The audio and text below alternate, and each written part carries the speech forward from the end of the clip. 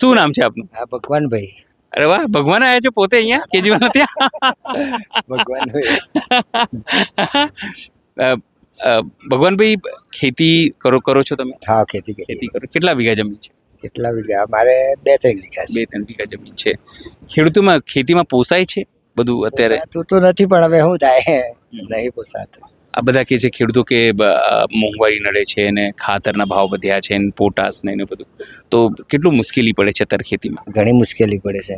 હા, આવક ડબલ કરવાની વાત કરતા હતા આપણા વડાપ્રધાન સાહેબ. થઈ છે તમારી લોકોની ડબલ આવક? ના ના, કોઈ ડબલ નહીં થતી, કોઈ નથી થતી. ઉપરથી નુકસાની આવે છે એમ આ લોકો કે છે અમે 2000 રૂપિયા આપીએ છીએ ને બધું કહીએ છીએ ને આપે, આ મળે છે તમને? ના, નથી મળતા 2000. એ બી નહીં મળતા? ના, નહીં મળતા. તો પછી કેવી રીતે ખેતી કરો છો આટલી મુશ્કેલીમાં? આ તો મહેનત મજૂરી કરીને, જે તે પશુપાલકમાં મહેનત કરીએ ને એ કરીને હેડાડીએ, ખાલી ચલાવો છો? ચલાવીએ. આ સંસાર ચાલે એવું. એ બચત કઈ થતી ના રે, નથી? કોઈ બચત નહીં.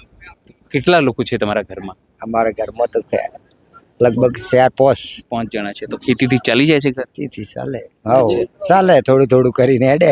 અચ્છા, મજૂરીથી ચાલે છે? મજૂરીથી ચાલે. એટલે ખેડૂતો હવે મજૂર થઈ ગયા છે એવું લાગે છે? હા, મજૂરી જેવા છે. મજૂરી.